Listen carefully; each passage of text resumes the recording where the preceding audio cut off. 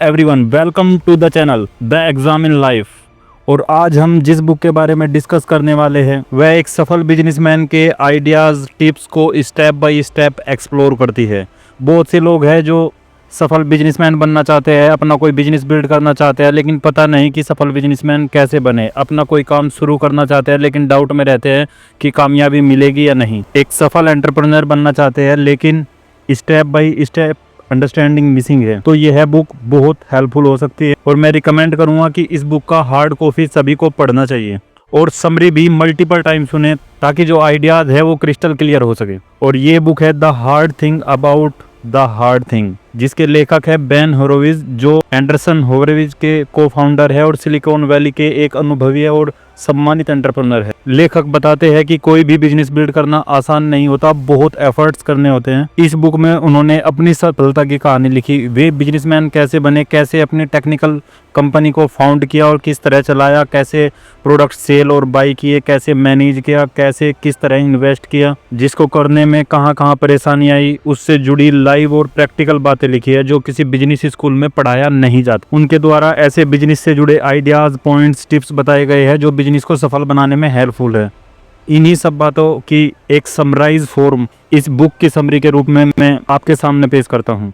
लेखक लिखते हैं कि बिजनेस आसानी से बिल्ड नहीं होता, कई एफर्ट लगाने पड़ते हैं। बिजनेस करना हार्ड नहीं, बल्कि हार्ड तो यह है जब कोई बड़ा लक्ष्य छूट जाता है उसे एक्सेप्ट करना, अच्छे लोगों को बिजनेस से जोड़ना। बिजनेस के बारे में बातें करना तो आसान है लेकिन मुश्किल है शुरुआत में, जब उस पर प्रॉपर कम्युनिकेशन नहीं बन पाता, क्योंकि स्टार्टिंग प्रोसीजर होता है। सपने देखना कि बिजनेस करेंगे कामयाबी मिलेगी आसान है, लेकिन हार्ड होता है ये एक्सेप्ट करना कि हमारा सुनहरा सपना बुने सपनों में बदल गया। इन्हीं सब बातों को ध्यान में रखकर कैसे बिजनेस चलाया जाए और कैसे सफल बनाया जाए यह बुक लिखी गई है। मुश्किल स्थिति में अपना बिजनेस कैसे बिल्ड करे, कोई आसान तरीका ना मिले, कठिन सवालों के आसान जवाब ना मिले, इन सब का सोल्यूशन इस बुक की समरी में क्लियर रूप से बताया गया है। तो आइए शुरुआत करते हैं चैप्टर 1 से, कम्युनिस्ट टू वेंचर कैपिटलिस्ट। जब तक हम एफर्ट्स नहीं करते कुछ भी पाना या जानना मुश्किल होता है। अपनी वेंचर की शुरुआत लेखक ने अपने अलग अलग रूपों से की, वे दुनिया की भीड़ में कहीं नहीं चले, जिसकी शुरुआत उन्होंने एक कम्युनिस्ट परिवार से जुड़कर की। लेखक ने एक रूप में न बनकर अलग अलग दृष्टिकोण को अपनाया है।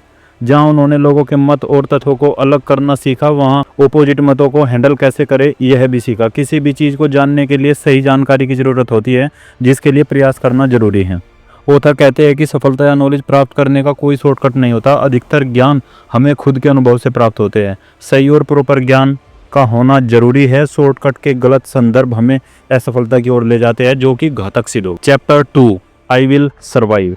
इस चैप्टर में लेखक ने बिजनेस से जुड़ी इन्वेस्टमेंट, स्टार्टअप और जरूरी बातों में किन दोस्तों से जुड़ना चाहिए आदि को बताया है। लेखक लिखते हैं, अगर आपको इन्वेस्ट करना है, मार्केट से रिसर्च करना जरूरी है कि बिजनेस की मार्केट की क्या वैल्यू है, इन्वेस्टर मिलेंगे या नहीं। अगर आपको लगता है कि बिजनेस में इन्वेस्ट के लिए इन्वेस्टर नहीं है तो घबराने की बजाय यह सोचे कि अगर मार्केट में 20 इन्वेस्टर से भी ज़्यादा है और सब ने मना कर दिया तो एक इन्वेस्टर की हाँ तो मिल सकती है। एक पॉजिटिव पर्सपेक्टिव के साथ आगे बढ़े और कोई ना कोई ज़रूर मिल जाएगा, बस तलाश करने की ज़रूरत है।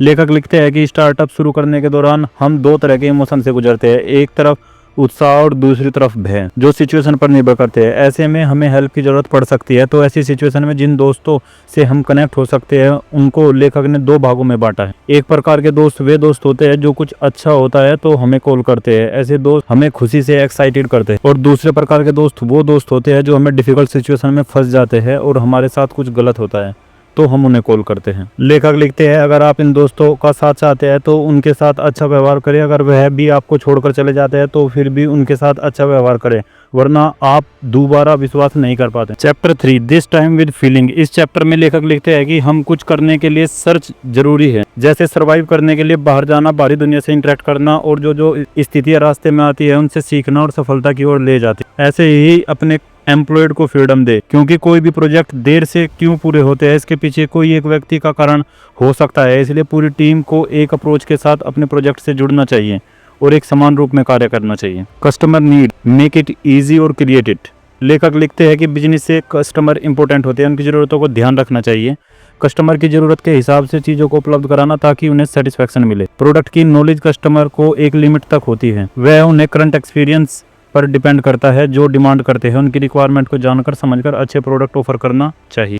कस्टमर पर खुद चॉइस छोड़ने की बजाय प्रोडक्ट ऐसे इनोवेट करे और अवेलेबल कराए कि कस्टमर उसके लिए राजी हो जाए। कभी कभी हम वह नहीं करते जिस पर हमें एक्चुअल में ध्यान देने की जरूरत है। Chapter 4 when things fall apart. लेखक इस चैप्टर में लिखते हैं कि कई बार ऑर्गेनाइजेशन को अपने कार्य के प्रति क्लियरिटी चाहिए ताकि वह चीज़ें प्रॉपर अंडरस्टैंड कर सके। लेखक अपना उदाहरण बताते हुए कहते हैं कि उन्होंने अपने फिल्म लाउड क्लाउड्स को संभाला। जब उन्होंने बिजनेस कठिन परिस्थितियों से गुजर रहा था तब मेंबर्स उन्हें बैंकरप्सी की सलाह दे रहे थे, लेकिन लेखक ने अपने दिल की आवाज़ सुनी और अगर प्रॉब्लम्स है कहीं ना कहीं तो प्रॉब्लम्स का सॉल्यूशन को आंसर करेंगे, क्योंकि विपरीत स्थितियों को हैंडल करने के लिए ही परफेक्ट आइडिया या फॉर्मूला नहीं होता, उन्हें चैलेंजेस को साथ ही फेस करना होता है। और ऐसी स्थिति में एक सीईओ को हमेशा पॉजिटिव बने रहना चाहिए। एक सीईओ के सामने जब चैलेंजिंग सिचुएशन आती है तो वह किस प्रकार फोकस करके अपना बेस्ट देना चाहिए।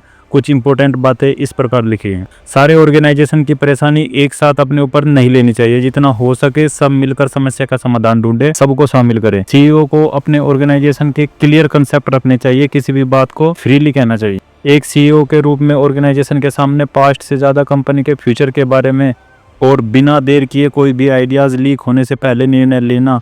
नए इश्यूज आ जाते हैं, एम्प्लॉयज़ के सामने बातों को क्लियर करना। कंपनी सक्सेस या फेल्योर जो भी फेस करती है वह बताए। जो ऑर्गेनाइजेशन के साथ रहेंगे उनका कॉन्फिडेंस पाए ताकि हर तरह से सिचुएशन को मिलकर हैंडल किया जा सके। सीईओ के 2 फेज होते हैं, peace time positive approach and war time negative approach. Business में किस अप्रोच को कब और कैसे फॉलो करे ध्यान रखना चाहिए। Chapter 5 take care of the people the products and the profits. इस चैप्टर में लेखक बिजनेस से जुड़े एम्प्लॉयज, प्रॉफिट और प्रोडक्ट की महत्ता बताते हैं। अप एंड डाउन फाइनेंस में क्या स्ट्रेटजी और किस ओर ध्यान केंद्रित करते हैं। कंपनी के साथ एम्प्लॉयज काफ़ी समय बिताते हैं तो उनकी एक पॉजिटिव इन्वायरमेंट देना जरूरी है। लेखक लिखते हैं कि कंपनी की पहचान सिर्फ अच्छे समय से नहीं बल्कि बुरे समय में भी होती है। एम्प्लॉयज और कंपनी छोड़ने लगते हैं। गुड टाइम्स में एम्प्लॉयज की जो फैमिली, फ्रेंड्स सभी को खुशी मिलती है, अमीर होने की अपॉर्चुनिटी मिलती है, जबकि बैड टाइम्स में वह सब नहीं मिलता। उस समय सभी बातें क्लियर करनी चाहिए। बुरे समय में एम्प्लॉयज की वीकनेस नहीं, स्ट्रेंथ के रूप में देखना चाहिए। Chapter 6 conserving the going concern. इस चैप्टर में बिजनेस की तरक्की के साथ जो पॉलिटिक्स टर्म कंपनी में इन्वॉल्व हो जाता है उसे डील कैसे किया जाए इस बारे में बताया गया है। कंपनी में ऐसे लोगों को ले जो कंपनी से संबंधित एम्बिशंस रखते हो, इससे कंपनी को सफलता में हेल्प मिलेगी। ऑर्गेनाइजेशन के डिजाइन, परफॉर्मेंस, इवोल्यूशन, प्रमोशन और कंसेप्शन में स्ट्रिक्ट पॉलिसी को प्रोसेस में लाना चाहिए। अनुभवी एम्प्लॉयज़ को टाइम पर प्रमोशन दीजिए। मैनेजर और एम्प्लॉयज़ के बीच मीटिंग होनी चाहिए ताकि जो इश्यूज है, जो प्रॉब्लम्स है वो बाहर पता चले और कंपनी की ग्रोथ में हेल्प मिले। Chapter 7 how to lead even when you don't know where you are. इस चैप्टर में हार्ड टाइम्स की सिचुएशन को कैसे हैंडल किया जाए इस बारे में बताया गया है। जब कंपनी बुरे दौर से गुजर रही हो तब राइट थिंग्स पर फोकस करना चाहिए।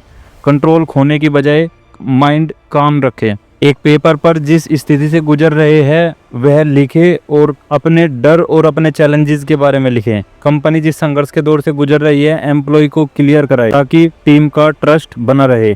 एक ऑनेस्ट कन्वर्सेशन ऐसी परिस्थितियों में बहुत जरूरी है। Chapter 8 first rule of entrepreneurship there are no rules. इस चैप्टर में लेखक लिखते हैं कि कोई भी एग्जैक्ट रूल्स नहीं है, जैसे परिस्थितियां बदलती है रूल्स चेंज करने पड़ते हैं। यह सिचुएशन पर डिपेंड करता है और उसी के हिसाब से बिजनेस हैंडल किया जाना चाहिए। Chapter 9 the end of the beginning. इस चैप्टर में लेखक अपने अनुभव के बारे में लिखते हैं कि जब उन्होंने अपना फर्स्ट स्टार्टअप स्टार्ट किया तो कैसे उनके व्यक्तिगत जीवन में चैलेंजेस आए। लेखक अपनी कंपनी में ऐसे फाउंडर्स को ट्रेन करना चाहते हैं जो कठिन परिस्थितियों को भी हैंडल कर सके, क्योंकि हार्ड थिंग्स के इजी आंसर नहीं होते, यह हार्ड होते हैं। हर सिचुएशंस में हमें आंसर नहीं पता होते। सक्सेस का कोई शॉर्टकट नहीं होता, कठिन परिस्थितियों से गुजरकर ही सफलता पाई जा सकती है।